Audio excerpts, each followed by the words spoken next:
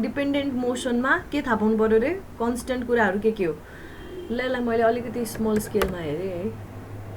ल यो यसमा हेरौँ है, यो पुल्लीमा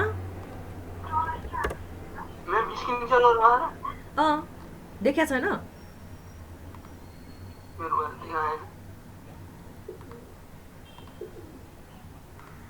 कसैकोमा देखाएको छैन के भइरहेछ गाइस?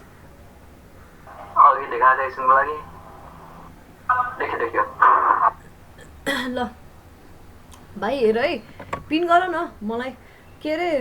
ल सबैजनाले त हेर होइन, यसमा के कन्स्टेन्ट कुरा हो त्यो चिन्न पर्यो है। सबसे फर्स्टमा कन्स्टेन्ट लेन्थ कस्तो हुन्छ रे, एउटा त पुल्लीबाट यसरी ग्रुप भएर गएको टोटल लेन्थ चाहिँ कन्स्टेन्ट हुन्छ है। तर it does not mean that यो पनि कन्स्टेन्ट होस् र यो पनि कन्स्टेन्ट हुन्छ भन्ने ग्यारेन्टी हुँदैन। यति लेन्थ यो लेन्थ र यो लेन्थ कन्स्टेन्ट हुन्छ भन्ने ग्यारेन्टी हुँदैन। Overall length of the rope चाहिँ कन्स्टेन्ट हुने हो। यसको अर्थ के हो, यो मासलाई तिमीले यसरी तल तान्यो भने के हुने रहेछ, यसो इमेजिन गर। यो मासलाई तिमीले तल तान्यो रे, M1 मा च्याप्प समाएर तल तान, यो पुल्ली माथि जान्छ, पुल्ली नै माथि सर्छ। पुल्ली माथि नसरिकन M2 फेरि केही चेन्ज आउँदैन, काहीँ केही चेन्जै आउँदैन है। यो पुल्ली माथि जानै पर्छ, किन भन्दाखेरि यो लेन्थ अफ रोप कन्स्टेन्ट छ होइन त। अनि यो माथि गएपछि बल्ल त यसले लेन्थ बढ्न पाउँछ, नभए त लेन्थ पनि बढ्ने भएन है। भनिसकेपछि हाम्रो मुभेबल पुल्ली यहाँनिर एक्जिस्ट गर्ने रहेछ कि रहेनछ? गर्ने रहेछ। यो फिक्स पुल्ली हो होइन, यो मुभेबल पुल्ली हो है गाइस। भनिसकेपछि अब यहाँ बुझ्नुपर्ने कुरा कन्स्टेन्ट लेन्थ भएको कुरा भनेको यो एउटा, यो लेन्थ, यो पोइन्ट फिक्स्ड, यो फिक्स पुल्ली भइसकेपछि यो पोइन्ट पनि फिक्स भयो होइन, यो लेन्थ कन्स्टेन्ट भयो। अर्को यो लेन्थ पुल्लीबाट तल M2 सम्म गएको लेन्थ कन्स्टेन्ट, तर यो M1 मा गएको चाहिँ कन्स्टेन्ट होइन है। पुल्लीको अराउन्ड जानेवाला कन्स्टेन्ट होइन, पुल्लीको बिचबाट जाने लेन्थ चाहिँ युजुअली कन्स्टेन्ट हुन्छ है। बुझ्यो नि है, पुल्लीको अराउन्डबाट जाने लेन्थहरू कन्स्टेन्ट हुँदैन। ओभरअल टोटल कन्स्टेन्ट भए पनि सेगमेन्टमा कन्स्टेन्ट हुँदैन, तर पुल्लीको बिचबाट यसरी तानिएका रोपहरू चाहिँ ती चाहिँ कन्स्टेन्ट हुन्छन्। भनिसकेपछि अब मैले नाम दिएँ यहाँनिर ऱ्यान्डमली, तिमीहरूले आफैले नाम दिँदा हुन्छ है, मैले केही नपाएर यस्तो नाम दिएको। मेरो अब M1 छ, M1 सम्मको मैले सपोर्टबाट M1 सम्मको डिस्टेन्स कति लिएँ, X1, सपोर्टबाट M2 सम्मको डिस्टेन्स लिएँ X2 होइन। अनि त्यसपछि अब कन्स्टेन्ट लेन्थ्सहरूलाई पनि राखेँ मैले नाम, के एउटा X3, अर्कोको नाम X4 राखेँ। ल अब हामीले गर्नुपर्ने कुरा के हो, सबसे फर्स्टमा त्यही नै हो, total length of the rope around the pulley is constant. यो गर्दाखेरि यो लेन्थ प्लस यो लेन्थ इक्वल्स कन्स्टेन्ट गर्नु पर्यो। पुल्लीको अराउन्ड यसरी घुम्नेवाला लेन्थलाई हामीले कन्सिडर गरेर राख्नु पर्दैन भनेको थिएँ है। भनिसकेपछि ल हेरौँ सोल्युसन यस्तो छ। Solution X3, X4 and total length of ropes in pulley are constant होइन त। लेख्न थाल है, साह्रै थिएन। ल साह्रो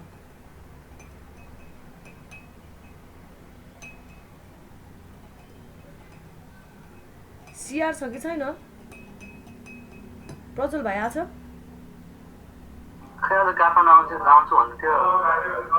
ए त्यसो भए छैन होला।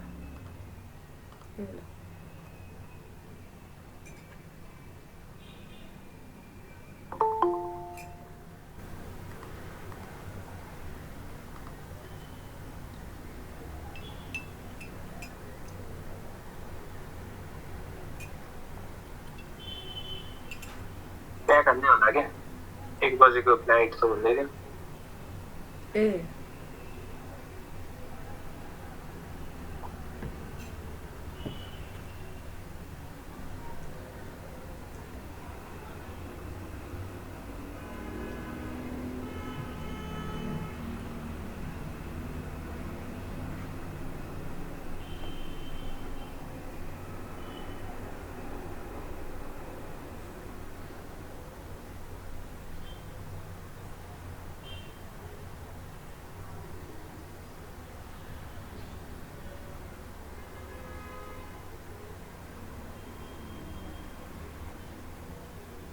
भयो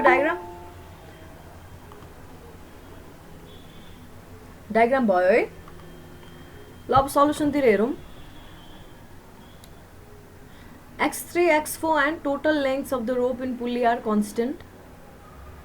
अब यसलाई लिएर मैले अगाडि बढ्छु के नाम पनि दिएको छु है त्यहाँ ABCDEF भनेर नाम दिएको छु त्यो हेर है यो A हो यो B त्यसपछि यो C अनि यो D अनि यो E अनि यो F है हेर है गाइज नामहरू कहाँ दिएको छु भनेर ल AB + CD + EF = कन्स्टेन्ट मैले यहाँ BC राखिनँ पुल्लीको राउन्डमा जानेलाई राखिराख्नु परेन अब AB भनेको कति हुने रहेछ ल AB हेरौँ AB भनेको x1 - x3 हैन त्यसै गरी अब CD हेरौँ CD को लागि के हेर्नु पर्यो x2 बाट हेर्नु पर्यो किनभने यो CD कन्स्टेन्ट हुँदैन x1 बाट हेरेर हुँदैन है गाइस CD को लागि x1 बाट हेरेर हुँदैन यो पुल्ली यही हुन्छ भन्ने छैन के यो पुल्ली कहिले यहाँ पनि पुग्न सक्छ यो पुल्ली यहाँ पनि पुग्न सक्छ यसको लागि x2 बाट हेर्नुपर्छ x2 माइनस के हुन्छ अर्को x3 माइनस यति x4 हामीलाई त यति चाहिएको हो नि त यो अब जति पनि हुनसक्छ x1 को साइडबाट हेर्ने होइन है मैले यो बार भनिरहेको छु पुल्ली र m1 जहिले कोइन्साइड गर्छ भन्ने छैन अहिले पो कोइन्साइड गरेको देखिरहेको छ होइन तर यो कोइन्साइड गरेको छैन भने x1 त अब यहाँतिर पुग्ला पुल्ली उतातिर पुग्ला त्यो गर्दाखेरि कुरा बिग्रिनु खोज्छ है x2 बाट हेर्ने यो m2 त जहिले पनि सेकेन्ड पुल्लीमा अट्याच्डै हुन्छ नि त हैन m2 जहिले पनि सेकेन्ड पुल्लीमा अट्याच्ड हुन्छ भनेदेखिबाट सेकेन्ड पुल्लीबाट जाने रोप भनेको m2 को रेफरेन्सबाट गऱ्यो भने सजिलो x2 को ल x2 - x3 - x4 एउटा भयो त्यसै गरी अब अर्को EF को लागि हेर्न पनि कहाँबाट हेर्नु पर्यो x2 बाट हेर्नु पर्यो x2 - x4 = कन्स्टेन्ट ल यो लेख यति लेख्न जानिसकेपछि बाटो खुल्छ के हामीलाई काइनेमेटिक्स को लागि त इट्स अ लङ वे यो CD को एकचोटि फेरि बुझाउनु त म्याम CD को लागि हेर त यहाँनिर CD को लागि तिमी x1 बाट गयो भने के हुन्छ x1 बाट जान मिल्ला कि नमिल्ला पहिला त्यति भन त मलाई कसैले नमिल्ला मिल्दैन हैन जस्ट इमेजिन गर्नु पर्यो यो यहाँ आयो मास हैन भने तिम्रो पुल्ली यहाँ पुग्न सक्छ तिम्रो x1 बाट गयो भने तिम्रो कुरा बिग्रिन सक्छ है त्यही भएर x2 बाट गयो भने सजिलो भयो यहाँनिर है हुन त x1 बाट पनि मिल्छ कि अलिकति सोच्यो भने मिल्छ होला है अब x2 बाट गयो भने चाहिँ कस्तो हुने भयो 2 - यो भयो हैन त्यसपछि कन्स्टेन्ट कुरा यो एउटा त्यसपछि कन्स्टेन्ट कुरा यो एउटा हामीलाई त टोटल चाहिएको यति मात्रै हो नि हैन त्यही भएर x2 बाट गयो भने सजिलो बुझिन्छ x1 बाट गयो भने बिग्रिन सक्छ है गाइस x1 बाट गयो भने कन्फर्मै बिग्रिन्छ के यो मास यहाँनिर पुग्यो भने तिम्रो पुल्ली यहाँ पुग्न सक्छ अब तिम्रो यो मास यहाँ पुग्दाखेरि x1 यति हुन्छ अनि x1 बाट जाँदाखेरि यसको रिप्रेजेन्टेसन नआउन सक्छ के यो पुल्ली त यहाँ पुगिसक्यो नि त यति चाहिएको नि हामीलाई पुल्लीबाट सपोर्टसम्मको त्यो रिप्रेजेन्टेसन आउँदैन है x1 बाट गयो भने x2 बाट नै जानुपर्छ x2 बाट किन जानु पर्यो किनभने यो पुल्ली कुनसँग अट्याच छ सेकेन्ड पुल्ली हजुर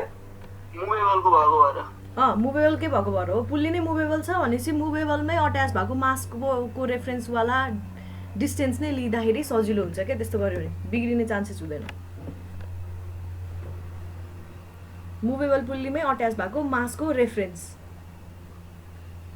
यहाँबाट गऱ्यो कन्स्टेन्ट ल यो गर अब यसलाई ओपन गरेँ मैले ब्र्याकेट हैन x3 र x4 भनेको कन्स्टेन्ट कुराहरू हुन् हैन x3 कतिवटा छ एउटा दुईटा त्यति हो दुईटा अनि त्यसपछि x4 कतिवटा छ एउटा दुईटा दुईटै रहेछ लु अनि यति गरिसकेपछि यो भनेको चेन्ज हुने टर्म हो तर टोटल सम चाहिँ कन्स्टेन्ट हुने भयो इन्डिभिजुअली चाहिँ चेन्ज हुने टर्म हो है x1 र x2 इन्डिभिजुअली चेन्ज हुने टर्म हो सम चाहिँ जहिले पनि कन्स्टेन्ट हुने रहेछ बुझियो नि त अनि यतापट्टि भएका चाहिँ सबै इन्डिभिजुअली पनि कन्स्टेन्ट टर्म हुन् क्या अब मैले यो इक्वल्स कन्स्टेन्ट भने त्यो कन्स्टेन्टको नाम के दिएँ हैन जेसुकै होस् के मतलब अब लेन्थ 5 मिटर होला के भनेको 5 भयो length plus x2 2x2 plus x3 plus 2x मतलब 2x3 प्लस 2x4 चाहिँ कन्स्टेन्ट हुने भयो ओभरअलमा पनि कन्स्टेन्ट इन्डिभिजुअली नै कन्स्टेन्ट टर्म यो चाहिँ ओभरअलमा कन्स्टेन्ट तर individually not a constant term यसरी लेखिसकेपछि यसलाई के गर्ने डिफ्रेन्सिएट गरिदिने डिफ्रेन्सिएट गरेपछि v1 + 2v2 = 0 कन्स्टेन्ट टर्मको इन्टिग्रेसन 0 त्यसलाई फर्दर इन्टिग्रेट गऱ्यो भने एक्सिलरेसनको टर्म आयो। एक्सिलरेसनको टर्म आएपछि के हुन्छ, क्वेसनले के सोधेको छ हामीलाई, प्रुफ द्याट सेकेन्ड ब्लकको एक्सिलरेसन चाहिँ हाफ अफ फर्स्ट ब्लकको एक्सिलरेसन अनि अपोजिट डिरेक्सनमा। नेगेटिभ आउनु भनेको अपोजिट डिरेक्सन अनि 1/2 आइहाल्यो।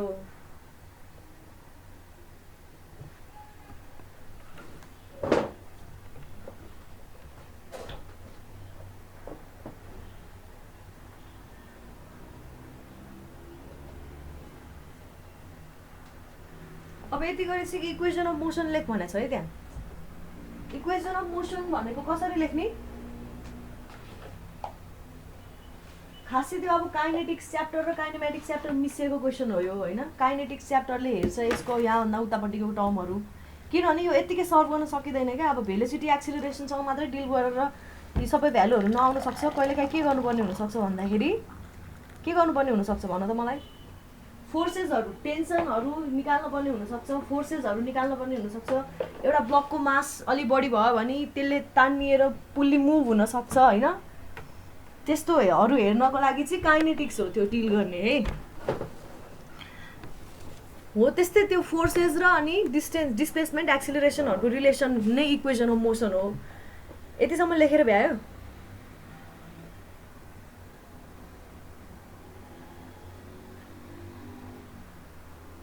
क्वेसनले क्वेसन दुई भागमा बाँडिएको छ। एउटा भनेको यतिसम्म अनि अर्को भनेको right the equation of motion है।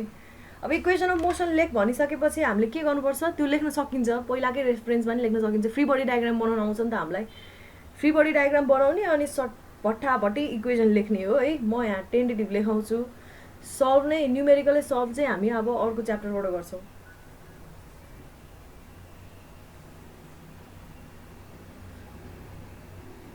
यतिसम्म लेखिसक्यो भन्ने मैले आशा गरेँ है। ल, इक्वेसन अफ मोसन लेख्नु अगाडि पहिला फ्री बडी डायग्राम बनाउनु पऱ्यो।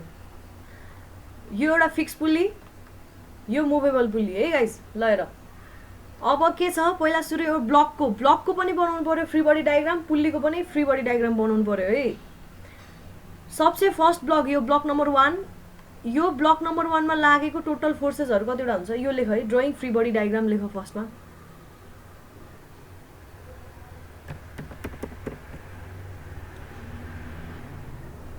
अब यति लेखिसकेपछि ब्लक नम्बर 1 बाट सुरु गर्यो है।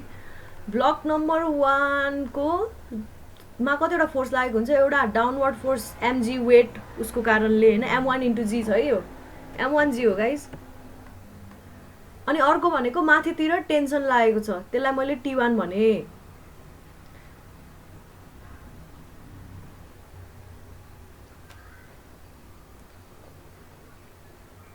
टेन्सनले पुल गर्छ है जहिले नि। तिमीले जुन अब्जेक्टको फ्री बडी डायग्राम बनाएर छ त्यसलाई पुल हुने गरी टेन्सनको डायग्राम बनाउने है जहिले नि। यो बडी भयो, यसलाई पुल हुने गरी t1 बनायो। त्यसैगरी अब यो पुल्लीको फ्री बडी डायग्राम बनाऊ। यो पुल्लीमा दुवैतिरबाट कस्तो हुन्छ, एकतिरबाट तान्ने भने अर्कोतिर पनि इक्वल फोर्स ट्रान्समिट गर्ने। पुल्लीको काम के हो, मैले अस्ति नै भनेको थिएँ। पुल्लीको काम के हो, pulley is usually intended for changing the direction of force. फोर्सको डिरेक्सन डाइरेक्टली चेन्ज गर्न गाह्रो हुन्छ।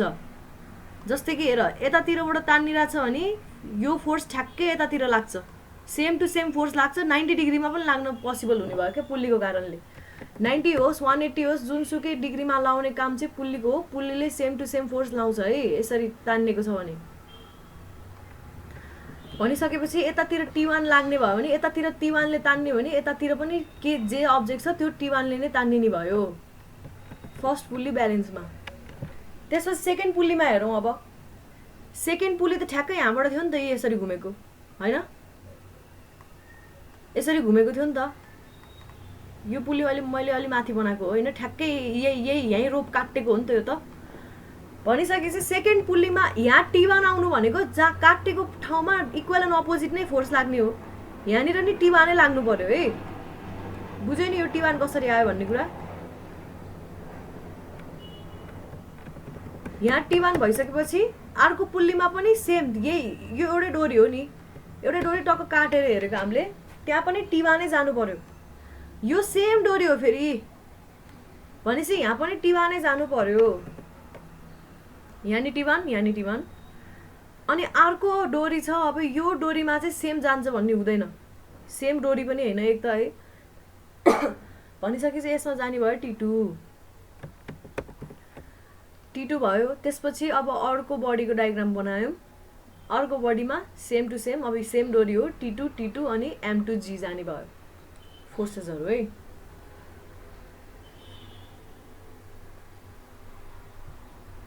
बनायो सबैजनाले डायग्राम।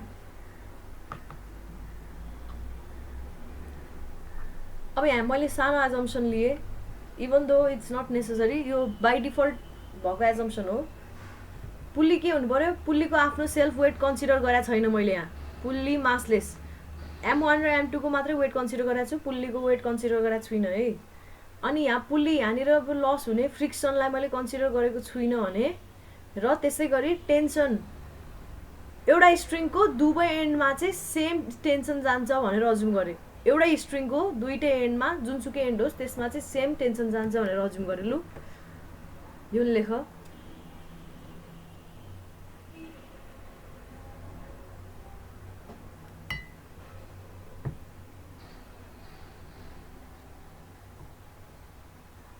ल यति भइसकेपछि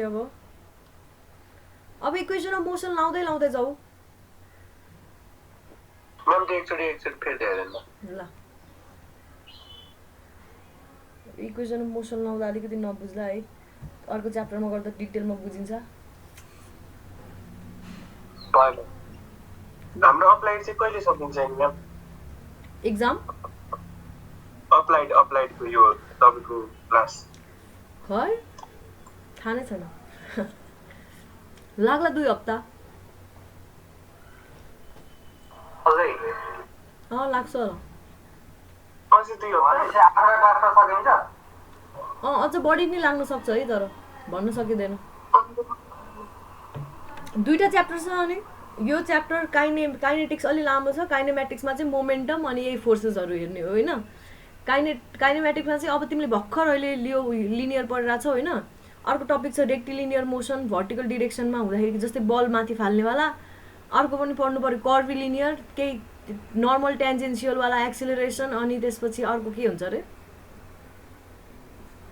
2टा हुन्छ नि, रेडियल र अनि के छ हौ अर्को, हो त्यो रेडियलवाला। अनि त्यो पढिसकेपछि प्रोजेक्टाइल मोसन, यो च्याप्टर बल्ल सिद्धिन्छ। अनि त्यत्रोको न्युमेरिकल गराउनु पऱ्यो हरेकको हेर। फेरि नर्मल र टेन्जेन्सियलको नि रिलेसन निकाल्नु पऱ्यो, अनि त्यो रेडियल र अनि अर्को पनि रिलेसन निकाल्नु पऱ्यो, टाइम लाग्छ नि। ल नि आइहाल्छ भनेपछि त के हो, भाद्रको 20 पो सकिन्छ है क्या? त्यत्रो लाग्दैन, भाद्रको फर्स्ट विकतिर सिद्धिन्छ होला।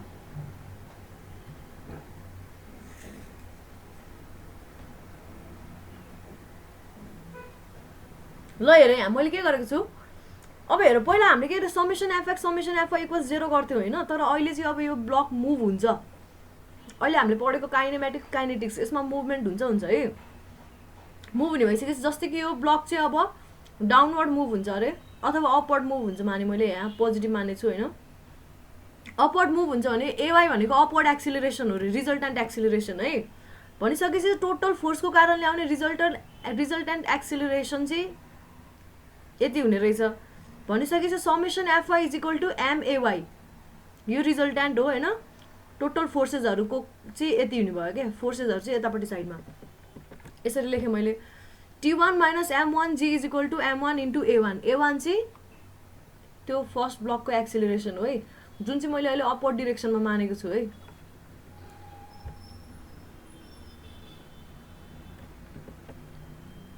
अब मैले यहाँ सानो मिस्टेक गरेछु, मैले हेरिसकेँ तर फरक त पर्दैन।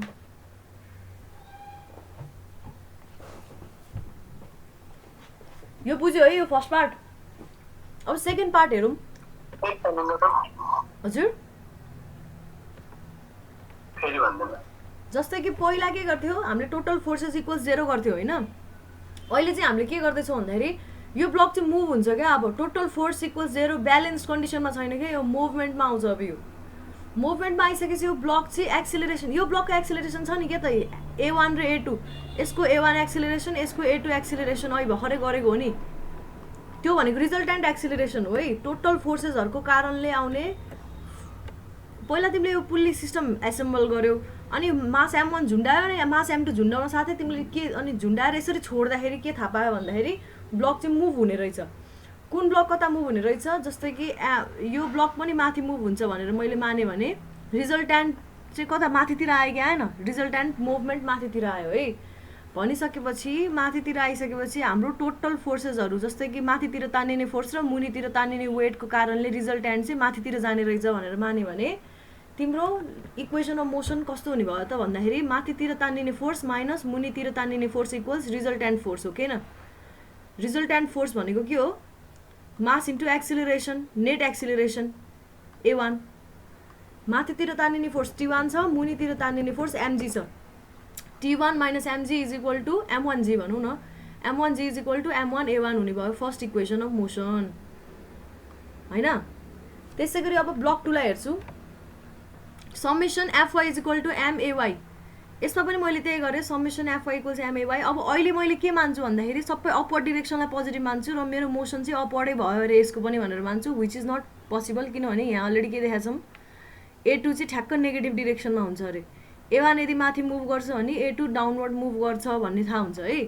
तर मैले अब माथि नै मानेर अनि A2 को ठाउँमा माइनस A1/2 त लेख्न पाउँछु नि त, त्यही भएर A2 लाई अहिले माथि नै माने है। A2 मैले माथि माने भने T2 minus M2G is equal to A2 हुनु परेको परेन, M2 A2 हुनु परेको परेन। यो ब्लकलाई हेर्ने हो भने T2 upward force minus M2G is equal to M2 A2 हुनु पर्यो, अपवर्डै जान्छ भनेर मान्यो भने। अपवर्ड जाँदैन रहेछ भने T2 माइनस M2G अटोमेटिक आफै नेगेटिभ आइदिन्छ मिलेरै। अनि त्यसपछि अब M2 A2 त अलरेडी नेगेटिभ आइहाल्छ किनभने A2 भनेको माइनस A1/2 छ, सुनिरहेछौ। त्यही भएर अर्को इक्वेसन के हुने भयो, T2 plus T2 minus M2G is equal to M2 A2।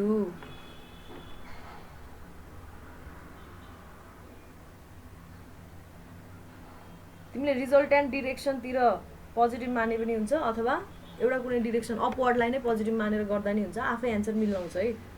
त्यसपछि मोसन अफ द पुल्ली, अब तिमीलाई यहाँ M1 र A1 र A2 को रिलेसन थाहा छ है, यसमा A1 हाल्न मिल्यो भइहाल्यो है। भनेपछि यहाँ अननोन भनेको के हुने भयो, T1 र T2 हुने भयो है। T1 T2 र एउटा के अननोन हुनु भयो, एउटा एक्सिलरेसन अननोन भयो। जस्तै कि A2 लाई A1 को टर्ममा लेख्यो भने तिमीले तीनटा अननोन भयो, एउटा T1 T2 अनि त्यसपछि A1 भनौँ न अहिलेको लागि। A1 लाई A2 को टर्ममा अथवा A2 लाई A1 को टर्ममा लेखिसकेपछि तीनटा अननोन हुने भयो है। तीनटा अननोनको लागि तीनटा इक्वेसन चाहियो, एउटा इक्वेसन आयो, अर्को इक्वेसन आयो, अर्को इक्वेसन केले दिन्छ भन्दाखेरि यो पुल्लीले दिन्छ। यो पुल्ली त ब्यालेन्समा हुनु पर्यो, यसमा आउने फोर्सेसहरू पनि त ब्यालेन्स हुनु पर्यो नि। भनिसकेपछि यो पुल्लीमा आउने फोर्सेस भनेको एउटा T1, अर्को पनि T1 होइन, अनि अर्को चाहिँ T2। सो T1 अपवर्ड छ, T1 plus T1 minus T2 equals 0।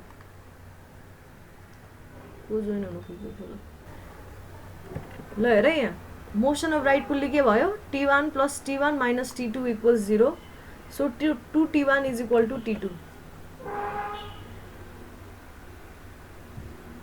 अब तीनटा इक्वेसन आयो, तीनटा इक्वेसन आइसकेपछि त्यसलाई सल्भ गरेर हाम्रो T1 T2 अनि अब A1 पनि निस्किनु भयो, A2 पनि निस्किनु भयो। A1 र A2 को रिलेसन अर्कोले दिन्छ, चारवटा इक्वेसन भइसक्यो क्या। सबसे फर्स्टको इक्वेसन एउटा इक्वेसन भयो, अनि यो तीनटा इक्वेसन, चारवटा इक्वेसनले चारवटा अननोन।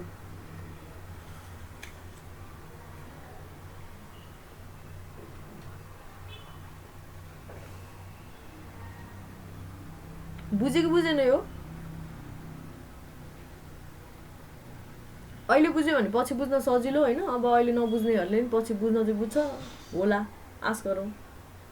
तर अहिले बुझेको राम्रो है। केही छ भने सोध।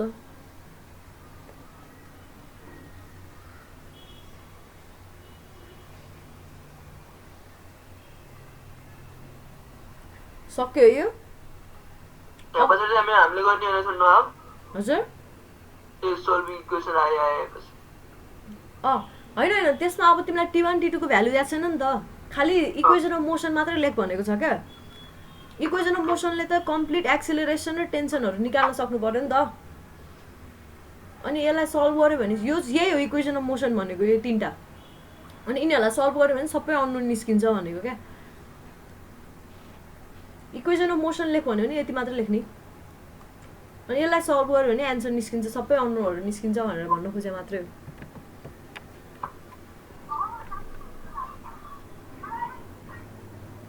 अब it is not necessary that T1 र T2 नै अननोन हुन्छ भन्ने है कहिले M1 र M2 पनि अननोन हुन सक्छ T1 र T2 दिएको पनि हुन सक्छ ल अब अर्को हेरौं अर्को खाले मोसन हेरौं अहिलेसम्म हामीले के हेर्यौं खाली अब कस्तो भन्दाखेरि हरिजन्टल डाइरेक्सनमा मुभ गरेको ग्राभिटीको कुरालाई कन्सिडर गरेका छैनौं है अब हामी ग्राभिटीको कुरालाई कन्सिडर गर्दै छौं तर कस्तो खाले मोसन हो यो भन्दाखेरि लिनियर मोसन नै हो यो रेक्टिलिनियर मोसनमै पर्छ यसरी प्रोजेक्टाइल तरिकाले फालेको हैन कि यसरी नै फालेको है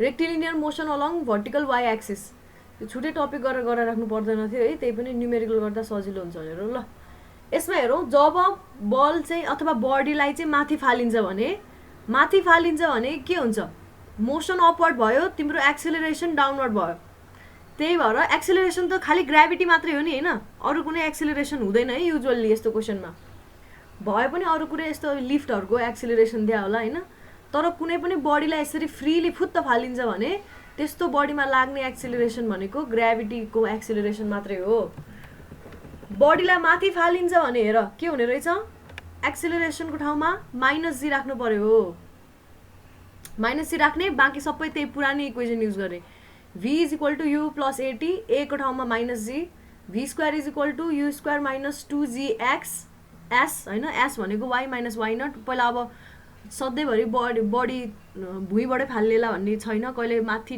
टप अफ द बिल्डिङबाट फालिएला अनि तिम्रो ओरिजिन चाहिँ भुइँ रे जस्तै कि तिमीले रेफरेन्स पोइन्ट चाहिँ भुइँ मान्यौ अनि माथिबाट फालिरहेछ अरे टप अफ द बिल्डिङबाट फालिरहेछ भने तिम्रो y0 भनेको यो हाइट अफ द बिल्डिङ बराबर भयो हैन त त्यही भएर y0 एक्जिस्ट गर्न सक्छ है it's not necessary that y0 always has to be 0 v² = u² + 2gs use गरेको हो s को ठाउँमा y - y0 र अब अर्को भनेको s = s0 + ut + ½ at² a को ठाउँमा -g यति हो अनि मैले यहाँ कन्डिसन्स दिएको छु के कन्डिसन दिएको छु if the body is thrown from the ground level y0 = 0 हैन हामी ग्राउन्ड लेभललाई ओरिजिन मान्यो भने if the body is thrown from the top of the building त्यो टप अफ द बिल्डिङ भइसकेपछि y0 = h हुनु पर्यो अनि टप अफ द बिल्डिङ के हुने भयो सबैभन्दा ए अबे के लेखेको हो यो मैले at the top of the building हैन है गाइज यो at maximum height भनेर लेखौं न टप अफ द बिल्डिङबाट फाल्यो रे अनि सबैभन्दा माथि पुग्यो रे सबैभन्दा माथि पुगेपछि अब फर्किन खोज्छ हैन फर्किन खोज्ने बेलामा चाहिँ x v = 0 हुन्छ है at maximum height भन्नु है at maximum height के हुने भयो v = 0 हुने भयो है यसको ठाउँमा at maximum height लेख है जहाँसुकै पुगोस् भुइँबाट फाल माथिबाट फाल म्याक्सिमम हाइटमा v = 0 यो त सबैलाई थाहा होला है म यस्तो कुरा पढाइरहेको छु त्यही भएर नि ढिला हुन्छ कि यो कोर्स त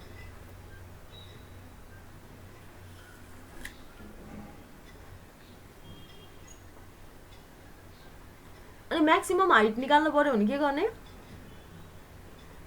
v² = u² - 2gs युज गर्ने v फाइनल भेलोसिटी ठ्याक्क म्याक्सिमम हाइटमा पुग्दाको भेलोसिटी भनेको फाइनल भेलोसिटी है यो कन्डिसनमा 0 इनिशियल भेलोसिटी दिया हुन्छ अनि त्यसपछि g त थाहा भइहाल्छ हामीलाई अनि h max निस्किने भयो म्याक्सिमम हाइट निकाल भन्यो भने v² = u² - 2gx युज गर्ने x अथवा अब h max लेख्यो यहाँसम्म भनेपछि h max आयो v0² / 2g यो लेखिराख्नु परेन है यो याद गर्नु पर्यो त्यसपछि time taken to reach maximum height कति टाइममा चाहिँ म्याक्सिमम हाइट पुग्छ भन्यो भने v = u + at युज गर्ने तिमीलाई v थाहा हुन्छ के बुझ्नु पर्ने कुरा v भनेको 0 भन्ने कुरा थाहा हुन्छ भनेर बुझ्नु पर्यो बाँकी कुरा त सकिहालिन्छ म्याक्सिमम हाइट पुग्नलाई यति टाइम लाग्यो भनेपछि फिर्ता आउनलाई कति टाइम लाग्ला ठ्याक्कै त्यही पोजिसनमा आउनलाई ठ्याक्क डबल टाइम लाग्छ ठ्याक्कै त्यही पोजिसनमा है सधैँभरि इट्स नट नेसेसरी त्यहाँ जहाँबाट फाले त्यहीँनिर आउने टाइम सोध्छ भनेर ग्यारेन्टी हुँदैन कहिलेकाहीँ त्यहाँ आएर मुनि पनि झर्न सक्छ बल अझै त्यो बेलामा total time of accent and decent फरक हुन्छ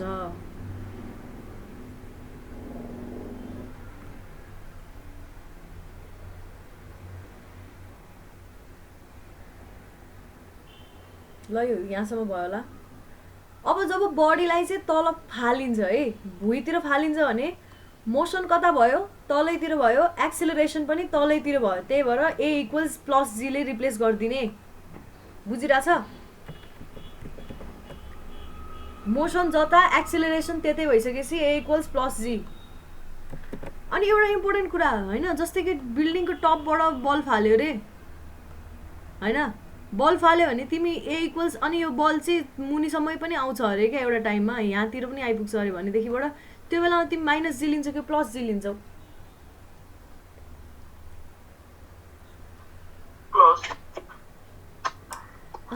माइनस जी लिन्छौ ओरिजिनल्ली तिमीले होइन त्यस्तो भन्दा पनि फर्स्ट इनिसियल इक्वेसन हेर्ने हो भने तिमीले लिँदाखेरि माइनस जी लिनु पर्यो बल त माथि फालेको हो नि त फर्स्टमा त माथि फालेपछि फर्केर आउँछ नि त फर्केर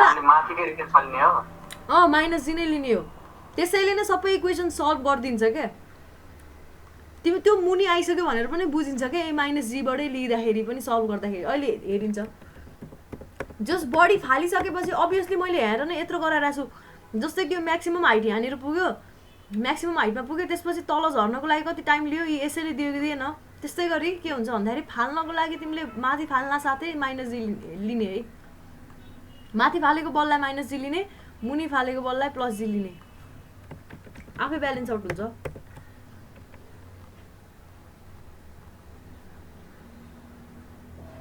ल प्लस जी रिप्लेस गरेपछि हाम्रो इक्वेसन यस्तो आउँछ तीनटा है ल क्वेसन नम्बर 7 हेरौँ अब यो हेर्दाखेरि ठ्याक्क बुझिन्छ है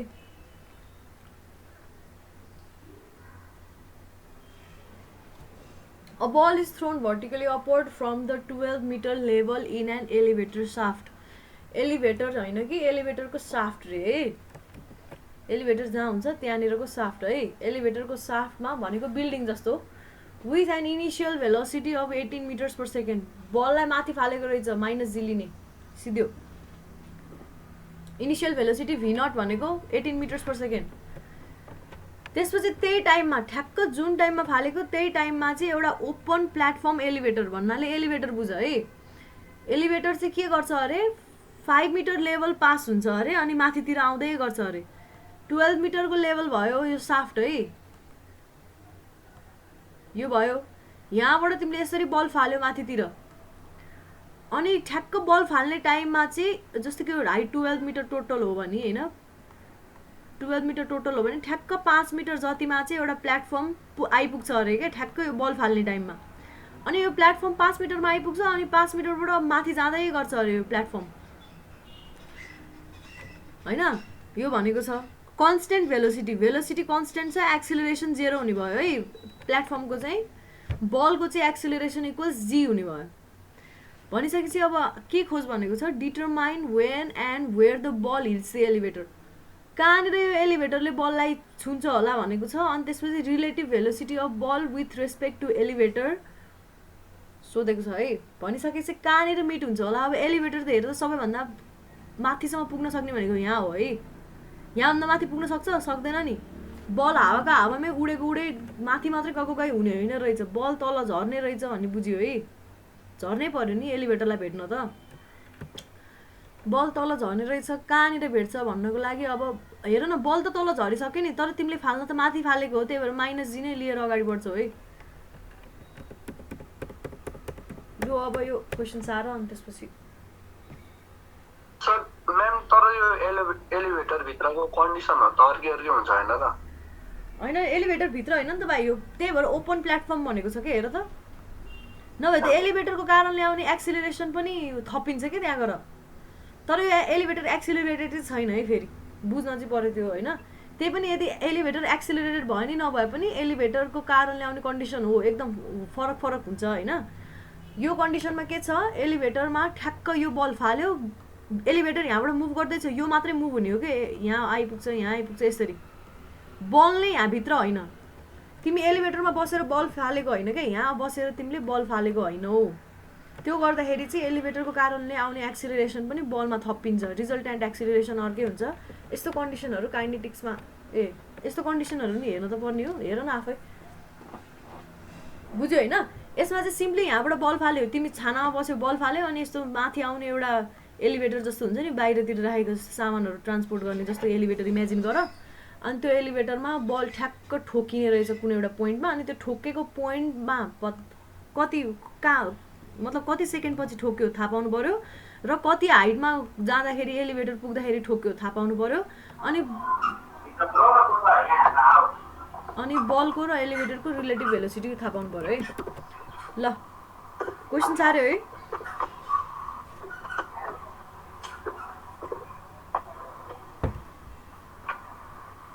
When the ball hits the elevator, है त्यो क्वेसन इनकम्प्लिट थियो। The relative velocity of ball with respect to the elevator when the ball hits the elevator. कसको हो, म्युट गर न, डिस्टर्बेन्स आयो, म्युट।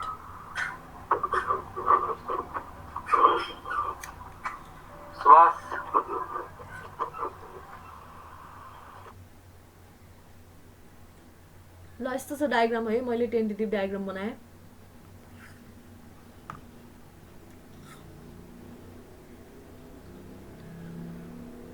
अब अर्को मान्नुपर्ने कुरा के छ, यो भेलोसिटी भर्टिकली अपवर्ड फालेको छ भन्ने कुरा छ है यहाँ। यो याद गर्नु पर्यो, बललाई सिधा माथि फालेको छ है, डिलबाट फाल्नु पर्यो यसको लागि, मुनि झर्नको लागि है।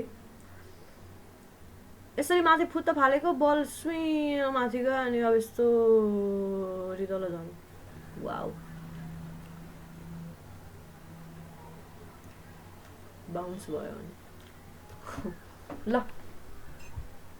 अब यहाँ मैले गिभन कुराहरू लेखेँ। Initial velocity of ball VB, V0 B लेखेँ है, बलको लागि B लेखेँ, एलिभेटरको लागि E लेख्छु मैले। 18 मिटर्स पर सेकेन्ड। ग्राउन्डलाई ओरिजिन मानेको छु, हेर यहाँ ओरिजिन ग्राउन्डलाई मानेको छु भनिसकेपछि अपवर्ड डिरेक्सनलाई पोजिटिभ, डाउनवर्ड डिरेक्सनलाई नेगेटिभ मानेको छु है मैले सबसे फर्स्टमै। इनिसियल भेलोसिटी अफ बल माथितिर फालिएको छ, त्यही भएर positive 18 metres per second. Initial position of ball, displacement लेख अथवा पोजिसन लेख, मैले चाहिँ पोजिसन प्रिफर गरेँ है। Initial position of ball Y0 B is equal to 12 metres, ठ्याक्क यहाँ टपमा छ, ओरिजिनबाट माथितिर छ। Acceleration of ball 9.81 metres per second, negative positive अहिले इक्वेसनमा हालौँला है। G को भ्यालु 9.81।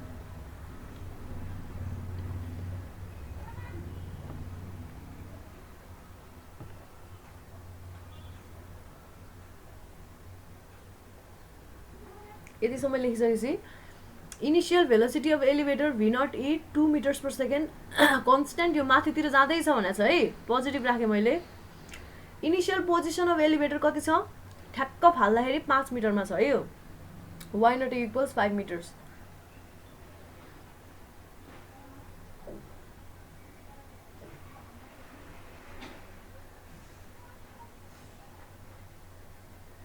अब अपवर्ड मोसनलाई पोजिटिभ मानेर सबै भ्यालुहरू राखेको हो है। अब कन्सिडर बल र एलिभेटर चाहिँ ठ्याक्क टाइम T पछि मिट हुन्छ अरे, दुवै एकैचोटि फालिएको मानेको छ है। मतलब प्लेटफर्म र एलिभेटर सँगसँगै गएको जस्तो मानिएको छ 5 मिटर पछि। कसको हो यो, म्युट गर न, बेला बेलामा अनम्युट किन गरेको। सुभाष भाइ,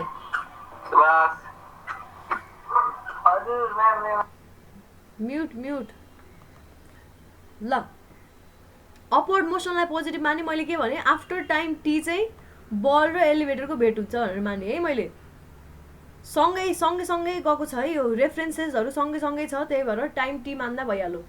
इक्वेसन फर बल, माथि फालिएको बलको लागि इक्वेसन के हुने भयो, सँगै भेटिने भयो। मैले यो इक्वेसन प्रिफर गर्नुको रिजन हेर, Y र ठ्याक्क एउटै पोजिसनमा भेटिन्छ क्या। यो जति B को हाइट हुन्छ होइन, त्यति नै एलिभेटरको हाइट हुनु पर्यो क्या, ठ्याक्कै एउटै ठाउँमा भेटिन्छ नि त। ओरिजिनबाट बलको पोजिसन जहाँ भयो, ओरिजिनबाट प्लेटफर्मको पनि पोजिसन त्यही हो नि। Y भनेको त ओरिजिनबाट लिएको पोजिसन हो है, याद गर। Y भनेको ओरिजिनबाट लिएको पोजिसन हो। त्यही भएर वाइ ओरिजिनबाट बल जहाँ पुगेको हुन्छ ओरिजिनबाट प्लेटफर्म पनि त्यही पुगेको हुन्छ सिधा कुरा है इभन दो बलले यत्रो घुमेर यहाँ पुगेको भए पनि ओरिजिनबाटको उसको त्यो पोइन्टको पोजिसन भनेको वाइबीले दिने हो होइन त यो भनेको सिम्पली पोजिसन हो नि बल कहाँ पुग्यो भन्ने कुरा हो अस्ति भनेको थिएँ नि मैले अब यसरी घुमेर यहाँ फर्किसकेको हुन्छ तर हाम्रो वाइ क्यालकुलेट गर्नु एक्स क्यालकुलेट गर्नु भनेको ओरिजिनबाट त्यहाँसम्मको डिस्टेन्स मात्रै दिने हो त्यसले यो घुमेको कुरा पत्ता लगाउनुको लागि बेग्लै छ प्रोसेस भनेर भनेको थिएँ है त्यही भएर इक्वेसन अफ बल यस्तो खाले एस र टी वाला इक्वेसनबाट गएँ है म equation of ball Y B is equal to Y naught B plus V naught B into T V positive छ त्यसपछि माथि फालिएको त्यही भएर मैले माइनस लिएको यहाँनिर माइनस जी लिएको है दियोस् -1/2 जीटी स्क्वायर यो हुने भयो यो के को इक्वेसन हो युनिफर्मली एक्सेलरेटेड मोसनको एक्सेलरेसन कन्स्टेन्ट भइसकेपछि त्यसलाई भनिन्छ uniformly accelerated motion YB is equal to 12 plus 18t minus 4.905 t square equation first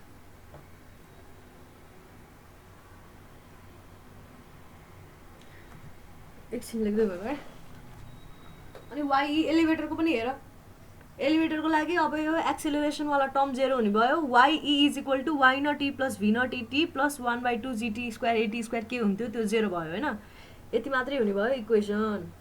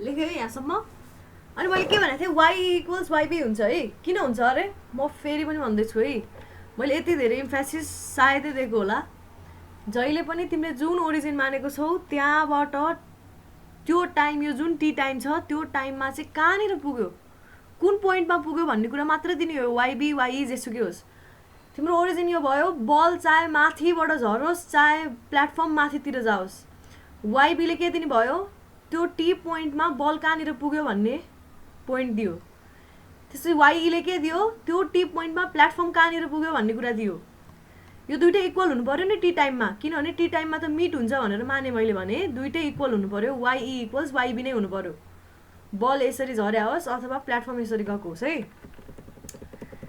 त्यही भएर वाइबी इक्वल्स वाइई गर्छु अब मैले नेक्स्ट स्टेप होइन सबैजनाले यहाँसम्म लेख्यो होला when ball hits the elevator YB equals YE यो गर टीको भ्यालु निस्क्यो त्यसपछि कुनै एउटा इक्वेसनमा लगेर टीको भ्यालु हाल्देऊ सेम टु सेम आउनुपर्छ है एन्सर ठ्याक्क त्यो पोइन्टमा ओरिजिनबाट 12.3 माथि अब लेखेर भ्याएको छैन होला त्यही नि ओरिजिनबाट 12.3 मिटर माथि चाहिँ ठ्याक्क भेट हुन्छ भनेको त्यसको मतलब बल फाल्यो तिमीले 15 मिटरको हाइटबाट अझ माथि पुग्यो 15 16 17 कतिसम्म पुग्यो अनि झरो अनि झरेर 12 मिटर र 12.3 मिटरमा चाहिँ ठ्याक्क एलिभेटरसँग भेट्ने रहेछ एलिभेटर 5 मिटरबाट 12 मिटरसम्म ट्राभल गर्दै गयो अनि ठ्याक्क 4.3 मा पुगिसकेपछि भेट्यो यस्तो रहेछ कुरो है ल यो सल्भ गरेको कुरा पनि लेख है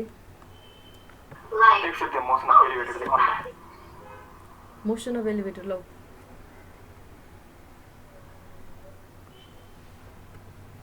त्यही भएर मैले भोलि एक्स्ट्रा क्लास राख्न खोजेको हो क्या कोर्स त्यस्तो नभ्याउने त होइन न त्यही पनि पछि टाइम रह्यो भने भोलि त म्याम टेक्स्ट भएको छ कलेज जाने टाइम फर्म भर्ने ल ठिकै छ आखिरमा अरू सबै कोर्स सिकिसकेपछि एउटै सब्जेक्टको मात्रै डोरिँदा चाहिँ के हुन्छ र होइन त्यस्तो बोरिङ त छैन नि त क्लास रमाइलो क्लास भयो बोरिङ त ठिकै अब आमा ठिकै अरे को हो यो ठिकै भन्ने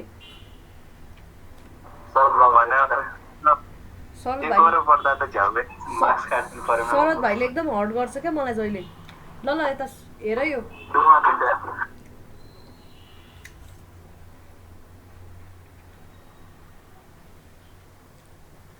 वाइई वाइबी एउटै आउँछ भनेर देखाउनु खोजेको तिमीहरूले एउटा मात्रै क्यालकुलेट गरे हुन्छ है एक्जाममा यो दुइटै क्यालकुलेट गरेर राख्नु पर्दैन है यहाँ दुइटा मैले गरेको छु नि वाइबी र वाइयू मैले खालि देखाउनु मात्रै खोजेको हो है वाइ अथवा वाइबी मात्रै क्यालकुलेट गरे पनि पोजिसन आउँछ है दुइटैको एउटै हो पोजिसन त्यो एक्टर बच कति हो म्याम हिन्स एक्टर हजुर हिन्स एक्टर बच कति 3 पोइन्ट कति हो त्यो hence after 3.65 seconds the ball meets the elevator 6 on root 3 हैन त्यो हैन 3.653 हो यो 5 हो त्यो 5 यही लेखेको छु नि यही नै हो खै मैले अब यस्तै हो के कहिले 5 कता 3 बढी लेखिदिन्छु कहिले राउन्ड अफ गर्छु कहिले अलिक थोरै नै राउन्ड अफ गर्ने रहेछु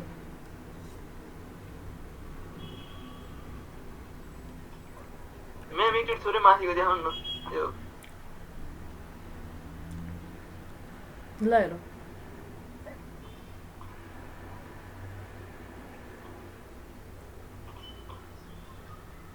अझ थोरै माथि म्याम चेक गर्न खोज्यो कि लेख्नै खोज्यो हो ल हेर त होइन भयो भयो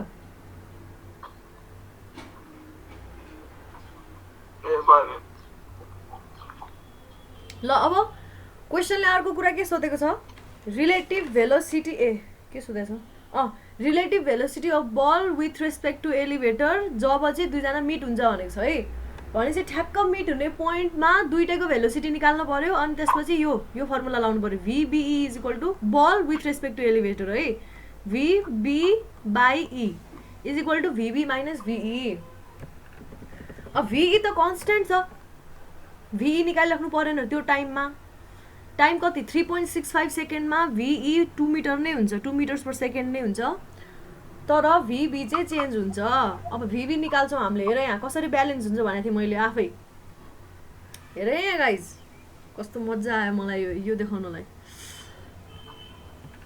यहाँ कुरा बुझिन्छ क्या क्यालकुलेसन अफ रिलेटिभ भेलोसिटी भने मैले यो फर्मुला हो भनेर भने होइन त्यसपछि VE is equal to 2 metres per second constant भनेर भने अनि एट टाइम 3.653 सेकेन्ड म VB क्यालकुलेट गर्दैछु है यो गर्दाखेरि मैले तिमीलाई के भनेको थिएँ इभन दो बल तल झरिसक्यो G को भ्यालु नेगेटिभै राख भनेको थिएँ है किनभने स्टार्ट गर्दाखेरि माथि नै फालेर स्टार्ट गरेको माथि फालेर यो नेगेटिभ राख्दाखेरि आफै ब्यालेन्स हुन्छ पनि भनेको थिएँ कसरी हुन्छ हेरौँ यहाँ VB हेर त VB is equal to at time T equals 3.653 VB is equal to V0B minus GT राखेको छु है मैले यहाँ पहिला फालेको अपवर्ड डिरेक्सनमा फालेको थियो 18 होइन पोजिटिभ भयो 9.81 इन्टु 3.653 राख माइनस 17.836 यसले के भन्छ भन्दाखेरि तिम्रो यो बल तल झरिसक्यो नेगेटिभ डिरेक्सन आयो नि त तिम्रो अपवर्ड डिरेक्सनलाई पोजिटिभ मानेको छ भेलोसिटीको लागि डिरेक्सन हेर्ने पोजिसनको लागि ओरिजिनबाट माथि कि तल हेर्ने है के अरे भेलोसिटीको लागि डिरेक्सन हेर्ने भेलोसिटी जहिले पनि डिरेक्सनसँग सरकार छ भेलोसिटीको लागि डिरेक्सन हेर्ने पहिला अपवर्ड डिरेक्सनलाई पोजिटिभ माने थियौ यहाँ अब नेगेटिभ आउनुको अर्थ डाउनवर्ड डिरेक्सन पोजिसनमा नेगेटिभ आउँछ भने ओरिजिनबाट चाहिँ मुनि हो भनेर बुझ्ने फालेको भन्दा मुनि होइन ओरिजिनबाट चाहिँ मुनि भनेर बुझ्ने फालेको भन्दा मुनि हुनसक्छ तर स्टिल पोजिटिभ हुनसक्छ एक्स पोजिसनहरू चाहिँ किन ओरिजिन कहाँ छ भन्ने कुराले फरक पार्छ भने भेलोसिटी चाहिँ तिम्रो डिरेक्सनले फरक पार्छ भनिसकेपछि आफै मिलेर आउने रहेछ कि नेगेटिभ आयो आनन्द भयो ओहो अब यो VB पनि आयो VE पनि थाहा छ टाइम T इक्वल्स यति सेकेन्डको लागि है भनिसकेपछि velocity of ball with respect to elevator VB/E लेखेको हो मैले, यो बी हो है, क्यापिटल बी लेखेर स्मल बनाउनु खोज्दा यस्तो भयो। VB - VE गर अनि ठ्याक्क एन्सर निस्क्यो। नेगेटिभमा आउँछ भने पनि आओस्, केही फरक पर्दैन। रिलेटिभ भेलोसिटी कतातिर रहेछ, डाउनवर्ड डिरेक्सनतिर आउँछ भनेर बुझिन्छ, अथवा डाउनवर्ड क्वाड्रेन्ट पर्ने गरी।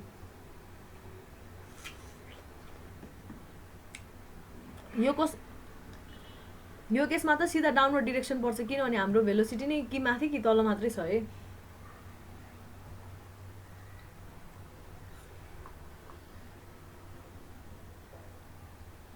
यतिसम्म लेख्यो।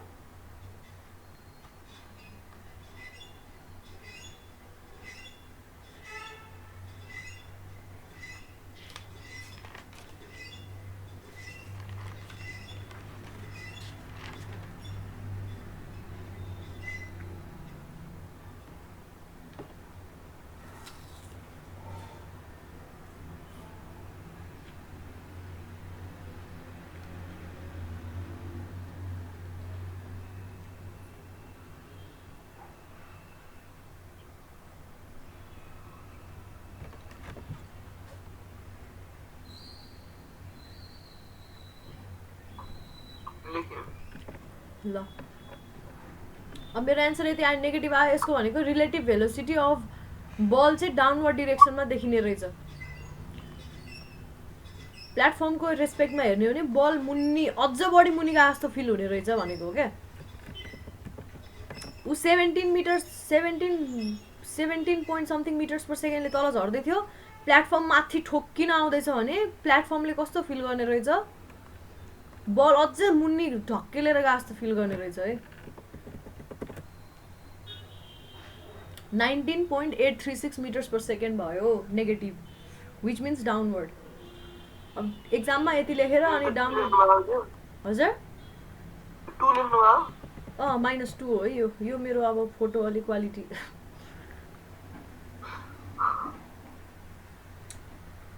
क्यामेराले खिच्दा एउटा ठाउँमा फोकस गर्छ, यस्तो मुनितिर फोकस गर्यो भने माथितिरको यस्तो धमिलो आइदिन्छ क्या फोनको क्यामेरा। ल अब अर्को क्वेसन, फाइनल क्वेसन हेर्दैछु म यो वालामा, अनि बाँकी चाहिँ अब आफै गर्न खोज, सकिन्छ है जहाँसम्म मलाई लाग्छ। प्र्याक्टिस गर्नु पर्यो नि।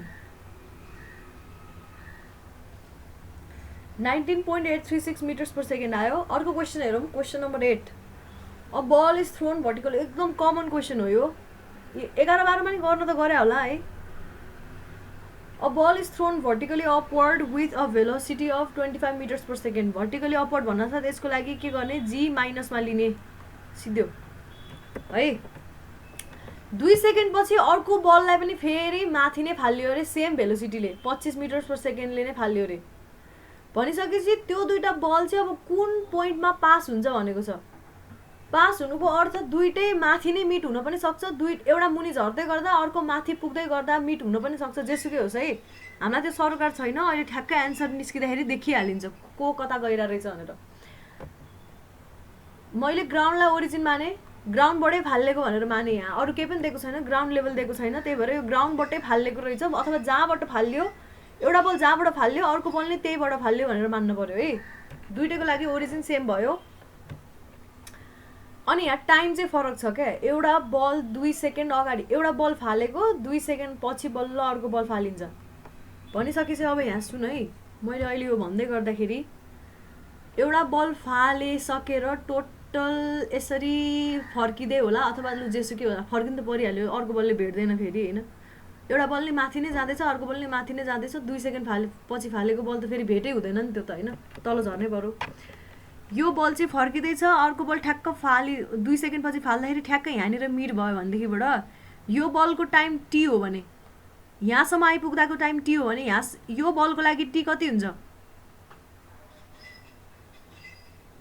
2 सेकेन्ड पछि फालेको बलको लागि टाइम कति होला भन त?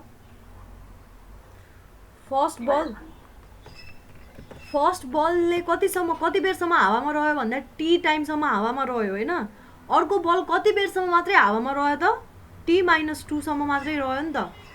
T-2 सम्म मात्रै रह्यो है गाइज। यो प्लस गर्ने कि माइनस गर्ने झुक्किन्छ, मै कतिचोटि झुकेर यहाँ हेर त कतिचोटि +2 गर्दा नि मिल्दैन, -2 गर्दा नि एन्सर नमिलेर बिग्रेर अनि लास्टमा -2 गर्दा नि एन्सर मिल्ने रहेछ, क्यालकुलेसन रङ गरेर रहेछ क्या। यस्तो झुक्किन सक्छ एक्जाममा है, के गर्ने हुनसक्छ। कति बेरसम्म हावामा रह्यो कुन बल भन्ने कुरा हेर्ने हो। टाइम टी भनेको तिमीले ओरिजिन फर्स्ट यो बललाई फालेको टाइम नै ओरिजिन टाइम भनेर मान्यो रे। जस्तै भन्नाले टोटल टाइम कुन लिँदैछौ भन्दाखेरि यो बललाई फालेको टाइम नै टोटल टाइम भनेर मान्यो रे। भनिसकेपछि तिम्रो टोटल टाइम कति बेर यो हावामा रह्यो भन्ने कुरा योलाई चाहिँ स्टार्टिङ पोइन्ट मान्यो भने, यो बल फाल्दाखेरिको टाइमलाई स्टार्टिङ पोइन्ट मान्यो भने अर्को बल त 2 सेकेन्ड पछि फालेको छ, त्यही भएर -2 हुने भयो है। झुक्किने होइन यसमा। ल हेरौँ मैले यहाँ के लेखेको छु। Let Y be the height at which two balls pass each other. यो वाइ चाहिँ कहाँबाट हो, फालेको भन्दा माथितिरको हाइटलाई चाहिँ वाइ भनेको है। फालेको जुन पोइन्टबाट फाल्यो त्योभन्दा माथिको हाइटलाई वाइ भने मैले, ओरिजिन नै फालेको पोइन्ट हो भनेपछि वाइ जहिले पोजिटिभ हुने भयो। भुइँभन्दा मुनि त नआउला है, मुनितिर फालेको छैन। Let Y be the height at which two balls pass each other. It is not necessary that this is ground, it might be the top of the building as well, but we are taking the reference as the height at which we started throwing the ball as origin. Equation of motion for the first ball.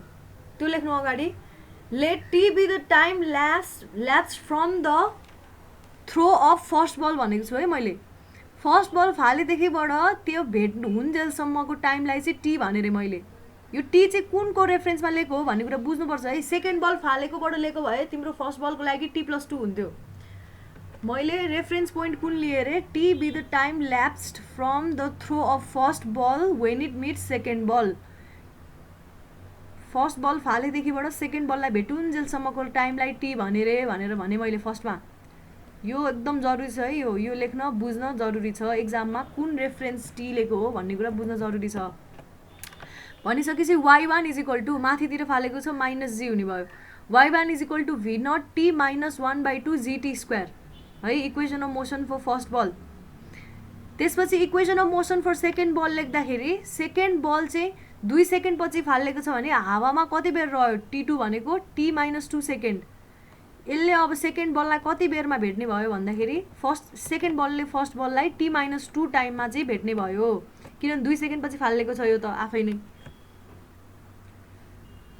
Time यति भयो होइन। अनि त्यसपछि यसको लागि equation लेखौँ y2 is equal to v0 t को ठाउँमा t - 2 - 1/2 g t को ठाउँमा t - 2 को होल स्क्वायर। बुझिन्छ है।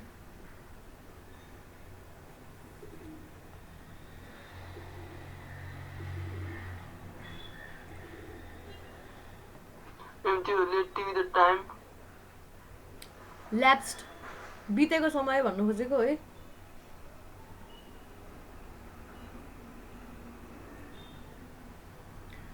From the throw of first ball, ठ्याक्क फर्स्ट बल फालेदेखिबाट सेकेन्ड बललाई भेटुन्जेलसम्मको समयलाई टी भनेर मानिसकेपछि मात्र यो लेख्न पाइन्छ, नभए यो नहुन पनि सक्छ। कहिलेकाहीँ अब फर्स्ट बलकोमा t+2 लेख्न पनि पाइन्छ।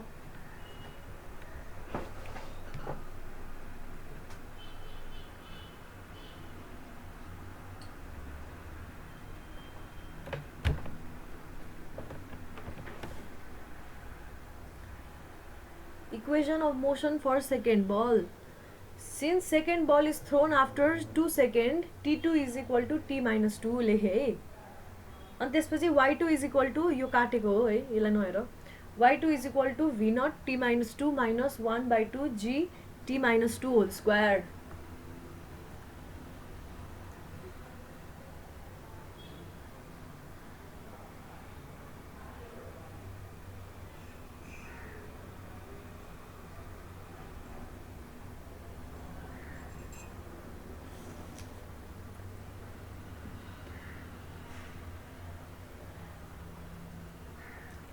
अब यति भइसकेपछि मैले के भनेको थिएँ, जुन पोइन्टबाट फालेको ओरिजिनबाट भेट हुने पोइन्ट भनेको त एउटै हो नि। चाहे यो बल माथि जाँदै होस्, चाहे यो बल माथि पुगेर यहाँ होस्, दुइटैको भेट हुने पोइन्ट यो हो। y1 होस् y2 होस्, रेफरेन्स पोइन्टबाट सेम डिस्टेन्स यी है, भर्खरै बुझाएको कुरा। त्यही भएर y1 is equal to y2 हुने भयो है। y1 is equal to y2 हुने भयो भेट्ने पोइन्टमा। यतिसम्म लेखिसक्यो होला। अब यसपछिको कुरा हेर। ए मैले यहाँ y2 लाई अझै मिलाएर लेखेर रहेछु है काटकुट पारेर। y2 is equal to bracket खोलेँ मैले v0 t minus 2 v0 minus 1/2 gt square plus 1/2 gt into 2 into 2। अर्को 2 पनि छ है, 2 टाइम्स हुन्थ्यो, यहाँ मैले 2 छुट्याएर यही बिगारेर रहेछ क्या। यति धेरै टाइम लाग्यो यो क्वेसन, यस्तो सजिलो क्वेसन गर्न। अनि माइनस 1/2 जी अनि 2 स्क्वायर है। अब यसलाई रिअरेन्ज गर्दाखेरि यस्तो भयो। y2 को फाइनल एक्सप्रेसन यस्तो।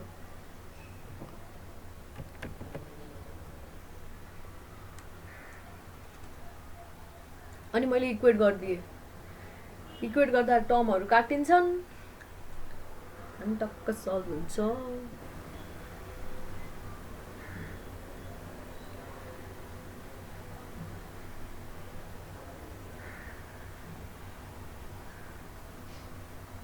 ठ्याक्क टी इक्वल्स टाइम निकाल है सबैजनाले।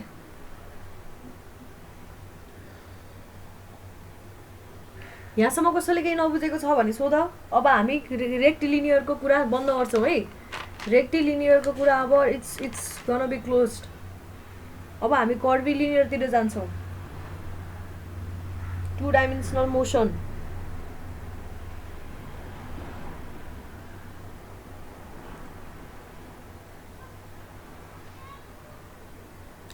रेडियल र के हुन्छ, म किन झुकिरहेको छु?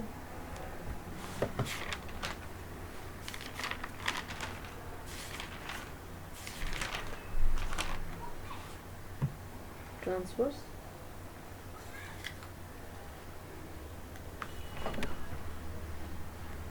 वाइसम्म क्यालकुलेट गरेपछि मलाई भन है भयो भनेर। न्युमेरिकल सिद्धिसकेपछि ल।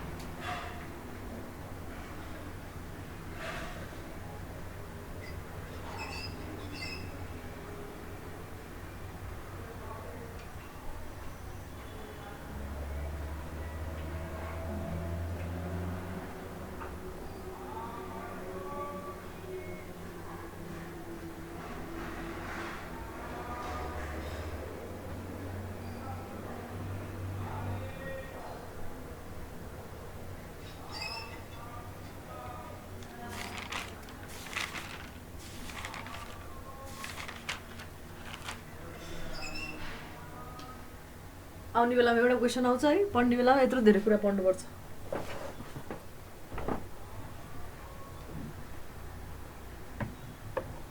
भएको हो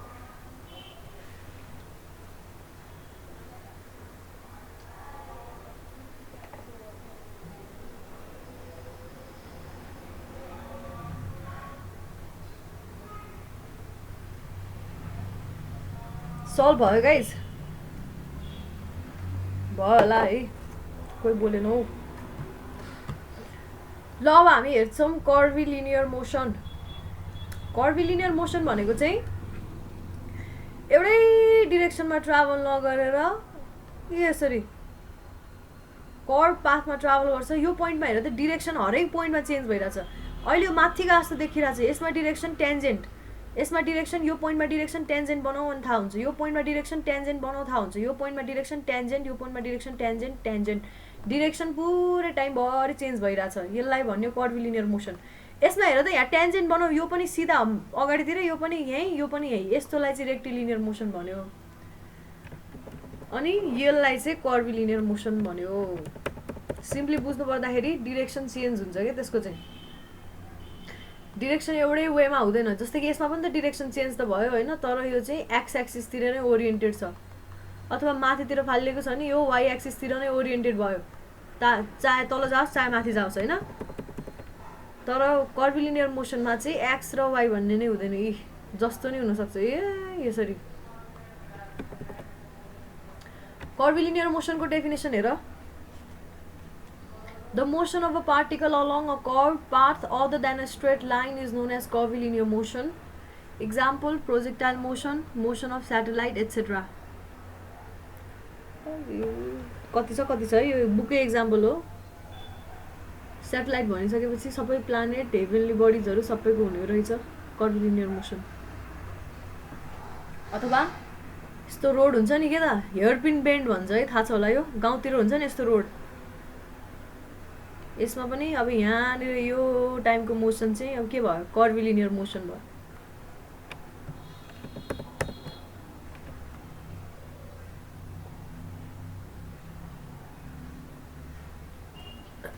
लेख लेख। यहाँ बुझ्न जरुरी भएको भनेको कुरा हेर त, यहाँ जस्तो कि मैले भर्खरै हेयरपिन बेन्ड बनाएँ, यस्तो खाले बेन्ड बनाएँ होइन। अहिले त सिधा छ, यहाँसम्म त सिधा छ। यहाँबाट घुम्न थालिसकेपछि यहाँ हेर्ने हो भने यसको पोजिसन पत्ता लगाउनको लागि एक्स र वाई डिरेक्सन दुइटै चाहिन्छ हामीलाई। एक्सतिर र वाईतिर कति कति गयो। वाई भनेको अपवर्ड पनि हुनसक्छ, ग्राउन्डमै पनि हुनसक्छ है। ग्राउन्डमै पनि एक्स र वाई डिरेक्सन, यता एक्स डिरेक्सन यता वाई डिरेक्सन हुनसक्छ नि, जेड भनौँ अथवा वाई भनौँ है। अपवर्ड ग्राउन्डभन्दा माथिकोलाई जेड डिरेक्सन भन्यो भने यो एक्स र वाई डिरेक्सन आउनु सक्यो नि होइन। अहिले एकतिर मात्रै ट्राभल गरेको छ नि एक्स एक्स मात्रै आयो, माथितिर मतलब उतातिर नर्थतिर ट्राभल गरेर छ नि वाई वाई मात्रै आयो होइन। तर यो पोइन्टमा चाहिँ घुमिदिन्छ अनि घुम्दाखेरि चाहिँ तिमीलाई अब नर्थ इस्ट सबै चाहिन्छ। यस्तो पोजिसन तिम्रो यो आरले जनाउने भयो। यसको लागि एक्स र वाई दुइटै चाहिन्छ, बुझ्छ है। यो ओरिजिन भयो, ओरिजिनबाट यसरी घुमेको छ भने यसको लागि आर भनेको एक्स र वाई दुइटै चाहिन्छ। So R is equal to actual position चाहिँ एक्स कम्पोनेन्ट र वाई कम्पोनेन्ट दुइटै भएको मिसेको हुने रहेछ। Y component does not always have to be upward है, माथितिर पनि नहुनसक्छ, ग्राउन्डमै पनि त घुम्न सक्छ नि होइन। बल पो माथि जाला, प्रोजेक्टाइल मात्रै होइन कि तल ग्राउन्डको पनि हुनसक्छ। R is equal to X I vector plus Y J vector. Velocity vector पनि त्यस्तै गरी के हुने भयो, dx by dt I plus dy by dt j। जहिले पनि d समथिङ बाई dt भनेको त्यसलाई डटले पनि रिप्रेजेन्ट गरिन्छ, थाहा छ नि है। जस्तै कि dx by dt लाई के लेख्न सकिन्छ, x डट लेख्न सकिन्छ है। x dot is equal to dx by dt हो है, थाहा छ नि हो है। मैले यत्रो ठुलो अक्षरले लेखेको कुरा बुझिन्छ नि। यो डट भनेको differentiate with respect to time एकचोटि, डबल डट भनेको differentiate with respect to time दुईचोटि है, बुझ है। यो भनेपछि v is equal to dr by dt हो। त्यो भनेको x लाई पनि डिफ्रेन्सिएट गर्ने, y लाई पनि डिफ्रेन्सिएट गर्ने। v is equal to vx तिरको आइडी एउटा कम्पोनेन्ट र vy तिरको y डिरेक्सन तिरको अर्को कम्पोनेन्ट। भनिसकेपछि यसको रिजल्टेन्ट भेलोसिटी यसरी निस्किने भयो, थीटा निकाल्नु पर्यो नि यसरी निस्किने भयो। vy बाई vx हो यो v, v देखेको छैन बट दिस इज vx। अनि यो केसँग एंगल बनाएको हो, यो थीटा v भनेको केसँग बनाएको एंगल हो, दुईटा के बीचको एंगल हो भन्न त मलाई कसैले। vy बाई vx लेखेको छु भनेदेखि के बीचको एंगल हो,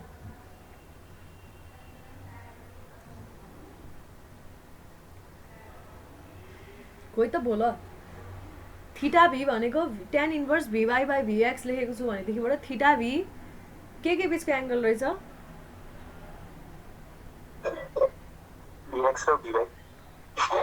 vx र रिजल्टेन्ट बीचको एंगल रहेछ।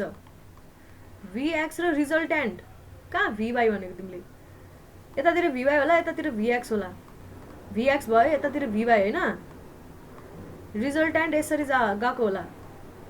यो एंगल चाहिँ हो नि, यो एंगल हो नि थीटा भनेको त। किन भन्दाखेरि हेर त यहाँ अब ट्रायंगल बनाउँदै यो भनेको vy भयो हैन, tan inverse p by b, p भनेको यो भयो, b भनेको यो भयो नि, यो थीटा हुने भयो कि भएन।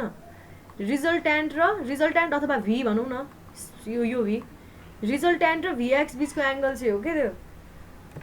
अस्तिदेखि भनिरहेको छु है मैले, tan इन्भर्स गरेर tan inverse y by x गरिन्छ भने त्यो रिजल्टेन्ट र x बीचको एंगल हो थीटा भनेको। ल यो भयो। अब एक्सिलरेसन भेक्टर पनि यसरी टु डाइमेन्सनमा हेर्ने हो भने a is equal to ax component i तिर, ay कम्पोनेन्ट j तिर। a is equal to root under ax square plus ay square हुने रहेछ। थीटा a पनि tan इन्भर्स ay/ax यो पनि के बीचको एंगल हो ax र अनि a बीचको एंगल हो रिजल्टेन्ट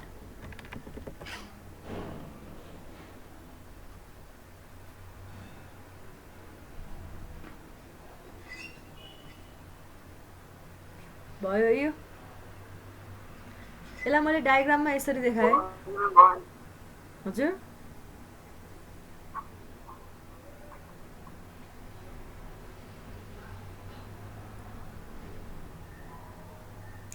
यसको डाइरेक्ट न्यूमेरिकल गर्ने कि पहिला टेन्जेन्शियल र नर्मल कम्पोनेन्ट नै हेर्ने ए न्यूमेरिकल डाइरेक्ट गर्न मिल्दैन होला फेरि सबै थ्योरी हेर्दिम न न्यूमेरिकल गर्नु होइन थ्योरी हेर्दै न्यूमेरिकल हेर्दै गऱ्यो भने अलिक धेरै बुझिन्छ ठिकै छ पहिला त्यो हेरौँ अनि त्यसपछि बल्ल छुट्टै रहेनछ क्या कम्बाइन्डै रहेछ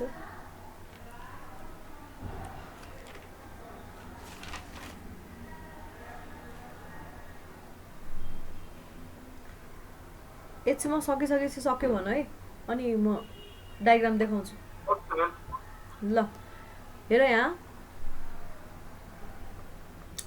डायग्राम यस्तो भयो यसमा मैले के देखाएको छु यो पोजिसन हो यो यतातिर पोजिसन भेक्टर हो यो होइन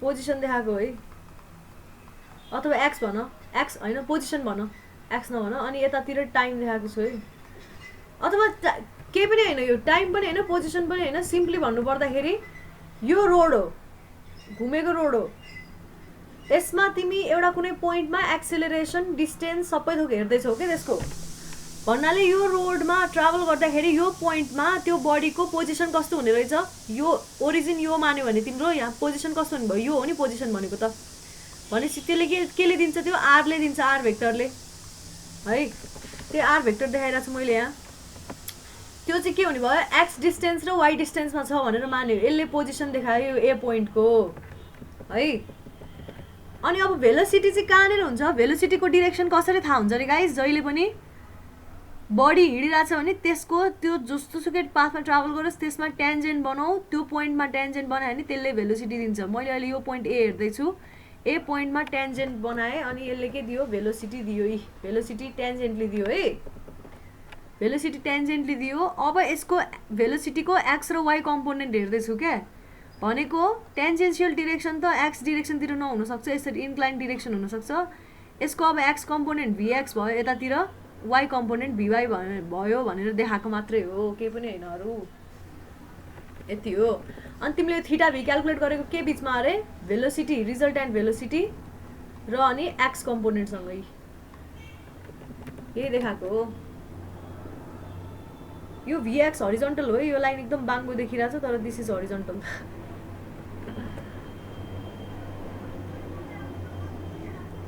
यति भइसकेपछि 8.9.1 लेख टेन्जेन्सियल एन्ड नर्मल कम्पोनेन्ट लेख त्यसपछि यो थ्योरी नलेख है यो थ्योरी म तिमीहरूलाई नोट दिइहाल्छु यहीँबाट पढ डाइरेक्टली हामी डेरिभेसनमा जान्छौँ सबै भन्नुपर्ने कुरा त म भनिदिन्छु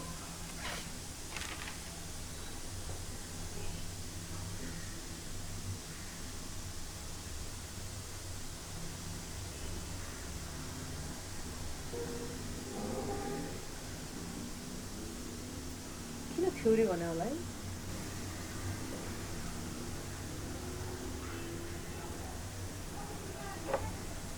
भयो यहाँसम्म अरु न्यूमेरिकल गराउने बेला ट्याक्क थ्योरी चाहिँ डेन्जर हुन्छ है हजुर न्यूमेरिकल गर्दै कि न्यूमेरिकलमा थ्योरी गर्दा है अब भन्नाले कस्तो अरे न्यूमेरिकल गर्दै न्यूमेरिकलमै थ्योरी त्यो त अब त्यही त त्यो गर्नुको लागि नि अलिकति त बुझ्नु पर्यो नि अहिलेसम्म त्यस्तै त भइरहेछ होइन मतलब अलिकति पहिला सुरु थ्योरिटिकल नलेज लियो अनि त्यसपछि न्यूमेरिकल गर्यो थ्योरिटिकल नलेज लियो न्यूमेरिकल गर्यो गर्दै गरिरहेको छौँ होइन हामी अब यहाँनिर यो कुरा नबुझिकन न्यूमेरिकल डाइरेक्टली गर्न मिल्दैन क्या रेक्टिलिनियरमा समस्या छैन कर्भिलिनियरमा अलिकति कन्फ्युजन हुनसक्छ है मैले के भने यहाँ भेलोसिटी चाहिँ ट्यान्जेन्सियल डिरेक्सनमा हुन्छ जहिले नि है तर एक्सिलरेसनको डिरेक्सन कस्तो हुन्छ थाहा हुँदैन एक्सिलरेसनको डिरेक्सन जस्तो पनि हुनसक्छ त्यो डिरेक्सनलाई युजुअली रिजल्भ गरेर हेर्न चाहिँ मिल्छ है एक्सिलरेसनको डिरेक्सन कसरी रिजल्भ गर्ने भन्ने कुरा अब जस्तै कि एक्सिलरेसन त एक्स डिरेक्सनमा नि हुन्छ वाइ डिरेक्सनमा नि कम्पोनेन्ट होला एक्सिलरेसनको है एवाई एएक्स, यो एवाई एक्सिलरेसनको डिरेक्सन डाइरेक्टली देखाउन मिल्दैन यतिकै है। एएक्स र एवाई गरेर देखाउने अथवा रेडियल यसरी टेन्जेन्सियल र नर्मल कम्पोनेन्ट गरेर देखाउने अथवा रेडियल र ट्रान्सफर्स गरेर देखाउने चलन छ है। सबैजनाले 8.9.1 tangential and normal component of acceleration लेख। अब यहाँ बुझ्नुपर्ने कुरा के छ भन्दाखेरि हामीले एक्सिलरेसनलाई जसरी पनि रिजल्भ गर्न मिल्छ भने मैले जहिले नि एक्स र वाई डिरेक्सनमै रिजल्भ गर्नुपर्छ भन्ने छैन। 3 तरिकाले रिजल्भ गर्न मिल्छ। एउटा एक्स र वाई डिरेक्सनमा, एउटा टेन्जेन्सियल र नर्मल, अर्को रेडियल र के हो ट्रान्सफर्स हो कि के हो मैले वर्डै बिर्सेँ हौ।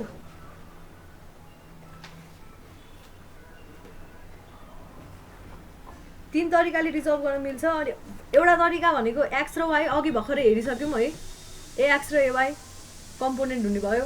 ए भिएक्सलाई डिफ्रेन्सिएट गर्यो, भिवाईलाई डिफ्रेन्सिएट गर्यो भने एएक्स र एवाई आयो। अर्को हुन्छ टेन्जेन्सियल एन्ड नर्मल कम्पोनेन्ट। कहिलेकाहीँ यसरी पनि रिप्रेजेन्ट गर्नुपर्ने हुनसक्छ, यसरी गर्दा सजिलो हुने सिचुएसन हुन्छ। अब यसको बारेमा बुझौँ। थ्योरी लेख्न ध्यान नदेऊ है, अहिले सर र पढ्ने बुझ्ने छोडिदिने। थ्योरी म तिमीहरूलाई दिइहाल्छु है। रेडियल र ट्रान्सफर्स नै रहेछ। ल हेर है के भनेको छु भन्दाखेरि टेन्जेन्सियल र नर्मल कम्पोनेन्ट भनेको कस्तो कम्पोनेन्ट हो बुझौँ पहिला सुरु। टेन्जेन्सियल भन्न साथै एक्सिलरेसनको जस्तोसुकै कम्पोनेन्ट होस्, हामीले टेन्जेन्सियल डिरेक्सनको कम्पोनेन्ट हेर्दैछौँ भने त्यो acceleration in tangential direction. Normal component भनेको चाहिँ जस्तै कि यो पोइन्टमा हेर्दैछौँ भने यो पोइन्टको रेडियस कति हुन्छ, त्यो रेडियसतिर त्यसको सेन्टरतिर ओरिएन्टेड कम्पोनेन्टलाई चाहिँ नर्मल कम्पोनेन्ट भनिन्छ। के हो अरे नर्मल कम्पोनेन्ट भनेको तिमी जस्तै कि अहिले कर्भिलिनियर भनेको घुमेको पोइन्ट है, घुमेको मोसनमा जस्तै कि यो पोइन्टमा हेर्दैछौ भने यो पोइन्टको रेडियस एउटा होला नि, यो पोइन्टको आफ्नै एउटा कर्वेचर होला नि हैन। जस्तै कि यो पोइन्टको रेडियस यहाँनिर, यो पोइन्टको यति रेडियस होला, यसको सेन्टर यहाँनिर पर्ला भनेदेखिबाट यो सेन्टरतिर डिरेक्टेड भएको एक्सिलरेसनको कम्पोनेन्टलाई नर्मल कम्पोनेन्ट भन्यो। यसको ठ्याक्क यो रेडियस र सेन्टरबाट गएको रेडियस र ट्यान्जेन्टको के हुन्छ 90 डिग्री हुन्छ कि हुँदैन एङ्गल दुईटा बिचमा हो। यो टेन्जेन्सियल जाने कम्पोनेन्टलाई चाहिँ के भन्यो, टेन्जेन्सियल कम्पोनेन्ट अफ एक्सिलरेसन भन्यो है। बुझ्न जरुरी छ है यो। नर्मल कम्पोनेन्ट भनेको के हो रे, जस्तै कि यो पोइन्टको कर्वेचर बेग्लै होला। फेरि हेर यहाँ म यो पोइन्टको कर्वेचर बनाउँदैछु, यो पोइन्टको कर्वेचर अब अलिकति थोरै होला, यसरी घुमेको हुनसक्छ नि, यो यसरी घुमेको हुनसक्छ है। यो पोइन्टको रेडियस यहाँ कर्वेचर यहाँनिर पुग्ला, सेन्टर यहाँ पुग्ला, यो पोइन्टको सेन्टर अन्त्य कतै होला, यतातिर होला भने यो पोइन्टको लागि नर्मल कम्पोनेन्ट यतैतिर हुने भयो एएन, यो पोइन्टको लागि नर्मल कम्पोनेन्ट एएन यतातिर हुने भयो। यो पोइन्टको लागि यहाँनिर छ है बडी, यो पोइन्टको लागि भनिरहेको छु, यो पोइन्टको लागि टेन्जेन्सियल कम्पोनेन्ट यतातिर हुने होला, यो पोइन्टको लागि टेन्जेन्सियल कम्पोनेन्ट यतातिर अथवा यसको अपोजिट डिरेक्सन जे होस् यो डिरेक्सनमा हुने होला है। बुझिन्छ यो कुरा। टेन्जेन्सियल र नर्मल कम्पोनेन्ट कसरी डिरेक्टेड हुन्छ अरे भन्दाखेरि जुन पोइन्टमा छ त्यो पोइन्टको सेन्टर कहाँनिर पर्छ, सेन्टरतिर ओरिएन्टेड भएको कम्पोनेन्ट अथवा त्यसको ठ्याक्कै अपोजिटमा, एक्सिस त वाई र नेगेटिभ वाईमा गएको यस्तै गरी माइनस एन र एन डिरेक्सनमा जाने भयो, त्यतातिर जाने कम्पोनेन्टलाई नर्मल कम्पोनेन्ट भन्यो भने टेन्जेन्सियल डिरेक्सनतिर जाने कम्पोनेन्टलाई टेन्जेन्सियल कम्पोनेन्ट अफ एक्सिलरेसन भनिने रहेछ। अब कुनले के कुरा जनाउँछ भन्ने कुरा हेरौँ है। मैले यहाँ के भनेको छु, the normal component of acceleration is always directed towards the centre while tangential component is directed towards tangent of the curve। Tangent तिर डिरेक्टेड हुन्छ भने नर्मल कम्पोनेन्ट चाहिँ सेन्टरतिर डिरेक्टेड हुन्छ। यसको लागि सेन्टर एउटा ठाउँमा पर्ला, यसको लागि सेन्टर अन्त्यतिर पर्न सक्छ, कर्वेचर बेग्ला बेग्ला हुन सक्छ, युनिफर्म कर्वेचर भएको नहुन सक्छ। अब मैले के भन्दैछु, यो कहाँनिर काम लाग्छ भन्ने कुरा है। A car travelling along hairpin bends भनेको यस्तो घुमेको बेन्ड हुन्छ नि गाउँतिरको, क्या घुम्ती भन्छ नि, खुब हिल भयो, हिलमा यसरी घुमे हुन्छ, त्यहाँबाट फेरि अब यताबाट फर्केर आउला होइन, यसरी घुमेको यो यस्तो बेन्डहरूलाई चाहिँ हेयरपिन बेन्ड भन्यो है। यस्तो खाले बेन्ड अथवा यस्तो खाले रोड पनि होला, विदेशतिर यस्तो खाले रोड हुन्छ नि, यस्तो क्लोभर लिभ्स खाले रोड, यसरी जाने रोडहरू, यस्तो खाले रोडमा अलङमा ट्राभल गरिरहेछ सपोज कार भने के हुने रहेछ, एक्सिलरेसन सफर गर्ने रहेछ। के को कारणले, एउटा त स्पिड, जस्तै कि हेर यहाँ एकदम बुझ्न पर्ने कुरा छ सबैजनाले, सबै त छोड न एकचोटि बुझ है। कार सिधा मुभ गरिरहेछ होइन, सिधा मुभ गरिरहेछ भने यसले एक्सिलरेसन कुन बेलामा सफर गर्छ भन त? स्पिड चेन्ज हुँदाखेरि होइन, जस्तै कि भेलोसिटी यतैतिर ट्राभल गरिरहेछ, यो एक्सिलरेसन नि यतैतिर छ अरे भनेपछि यसको भेलोसिटी जस्तै कि 2 मिटर पर सेकेन्डबाट 3 metre per second 5 metre per second हुँदै हुँदै बढ्दै बढ्दै गयो, अथवा 2 मिटर पर सेकेन्डबाट 1 मिटर पर सेकेन्ड घट्दै गयो अरे। त्यो यदि भेलोसिटीको यो म्याग्निट्युड घट्दै जान्छ, डिरेक्सन सेम छ भने पनि एक्सिलरेसन आउने रहेछ कि रहेनछ? के भनिरहेको छु म? कार सिधै ट्राभल गरिरहेछ, एउटै डिरेक्सनमा ट्राभल गरिरहेछ, तर भेलोसिटी चेन्ज भइरहेछ। 2 मिटर पर सेकेन्डबाट 5 metre per second 10 metre per second भयो अरे, अथवा 2 मिटर पर सेकेन्डबाट 1 मिटर पर सेकेन्ड हुँदै हुँदै घट्दै गयो अरे भने पनि एक्सिलरेसन सफर गर्ने भयो। सिधा ट्राभल गर्दा नि एक्सिलरेसन आयो, अब घुम्दा त झन् एक्सिलरेसन आउने रहेछ क्या। घुम्दा त के को कारणले एक्सिलरेसन आउने भयो भन्दाखेरि एक त स्पिड बढी पनि रह होला घटी पनि रह होला, अर्को डिरेक्सन पनि चेन्ज भइरहेछ क्या। यहाँ हेर त भेलोसिटीको डिरेक्सन चेन्ज भइरहेछ कि छैन होइन? भेलोसिटीको डिरेक्सन हरेक पोइन्टमा चेन्ज भइरहेछ। यहाँ 2 मिटर पर सेकेन्ड होला, यहाँनिर 2 मिटर पर सेकेन्डै छ भने पनि हेर यहाँ म के भनिरहेको छु, यहाँ 2 मिटर पर सेकेन्ड होला, यहाँनिर आइपुग्दा पनि 2 मिटर पर सेकेन्डै छ भने पनि अब यहाँ एक्सिलरेसन फिल हुन्छ क्या यो कारलाई। किनभने डिरेक्सन त चेन्ज भएको छ नि त भेलोसिटीको। भेलोसिटीको म्याग्निट्युड अब जस्तै कि 2 मिटर पर सेकेन्डबाट 3 मिटर पर सेकेन्डमा नआउला, 2 मिटर पर सेकेन्डमै रहला, तर यो यदि यसरी मुभ गर्छ भने यसमा एक्सिलरेसन फिल हुन्छ। यो एक्सिलरेसन के को कारणले हुन्छ भन्दाखेरि चेन्ज इन डिरेक्सन अफ भेलोसिटीको कारणले। भनेपछि अब यस्तो खाले कर्भिलिनियर मोसनमा एक्सिलरेसन के कारणले फिल हुने रहेछ? एउटा म्याग्निट्युड अफ भेलोसिटी चेन्ज हुँदा 2 बाट 3 3 बाट 5 5 बाट 6 10 अथवा 2 बाट 0 मै किन नपुगोस् त्यो हुँदाखेरि। अर्को भनेको भेलोसिटीको डिरेक्सन चेन्ज हुँदाखेरि, भेलोसिटी हरेक पोइन्टमा चेन्ज भइरहेछ भनिसकेपछि त्यो दुईटैको कारणले के हुने रहेछ भन्दाखेरि एक्सिलरेसन फिल हुने रहेछ। मैले यही भनेको छु, a car traveling along hairpin bends experience an acceleration due to change in speed as well as due to change in direction of velocity। Speed भनेको छु है मैले, यहाँ म्याग्निट्युडसँग सरोकार छ भनिसकेपछि यो गर्दाखेरि के हुने भयो? when a particle moves along a curved path it is sometimes convenient to describe its motion using coordinates other than Cartesian।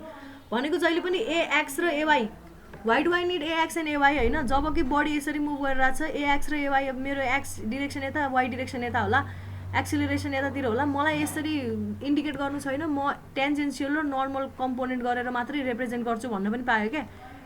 X र वाई डिरेक्सन यता भए पनि मैले चाहिँ यस्तो कम्पोनेन्टले रिप्रेजेन्ट गर्छु भन्न पनि पाएँ। यो भनेको एएन भयो, एटी भयो होइन, यतातिर भनेको एएन हुने भयो। अब यसरी रिप्रेजेन्ट गर्छु भन्न पनि पाइयो।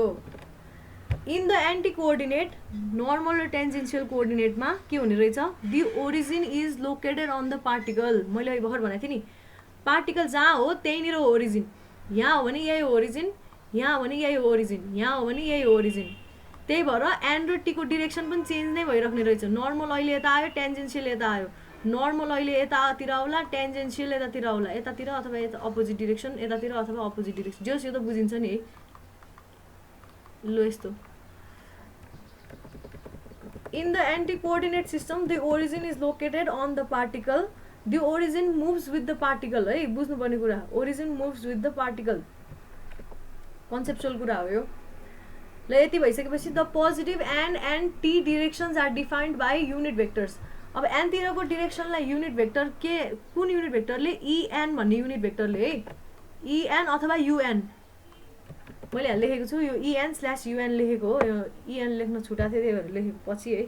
en/un ले रिप्रेजेन्ट गरे हुन्छ, अनि et/ut ले रेस्पेक्टिभली रिप्रेजेन्ट गरिएको हुन्छ एन र टी डिरेक्सनलाई।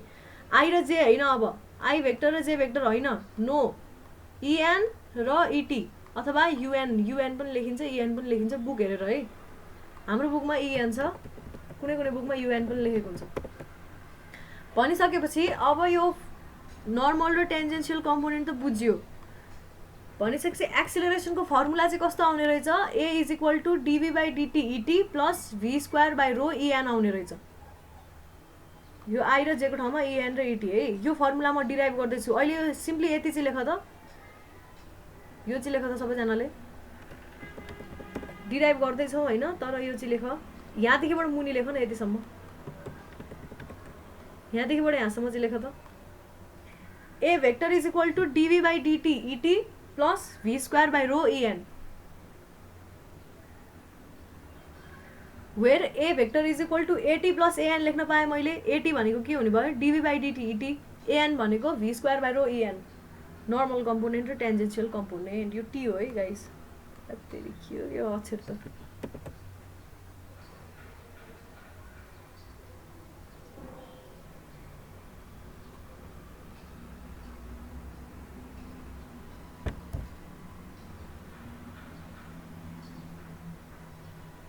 त्यो उसलाई हटाउनु त, हजुरको माउसको पोइन्टलाई।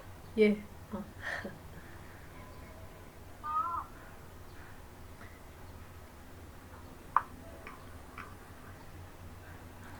यहाँबाट अब लेख्न थाल्ने है सबैजनाले। मुनितिर डेरिभेसन गर्दैछौँ नि त। अब यो कसरी आउने रहेछ फर्मुला भन्ने कुरा हेर्न खोज्दैछौँ है। यो फर्मुला अहिले सिम्पली लेख होइन, तर यो फर्मुला रट्न पनि पर्यो, डिराइभ पनि गर्छौँ। क्लासै सिडिल नजस्तो छ।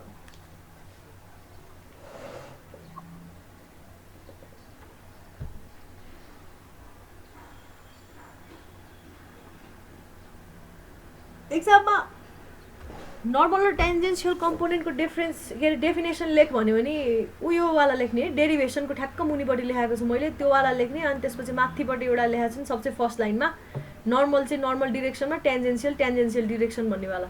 त्यो त्यो त्यो त्यति चाहिँ लेख्नुपर्छ है, योवाला र अनि सबसे फर्स्टमा लेखेको कुरा।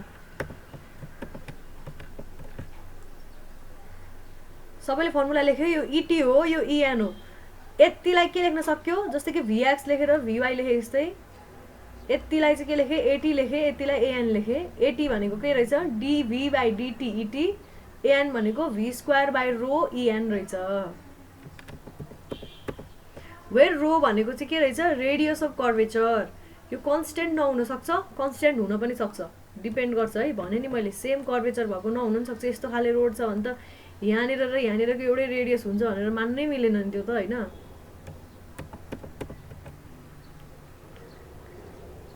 यतिसम्म लेखिसकेपछि derivation of tangential and normal component, यो अब अर्को क्लासमा हेरौँला।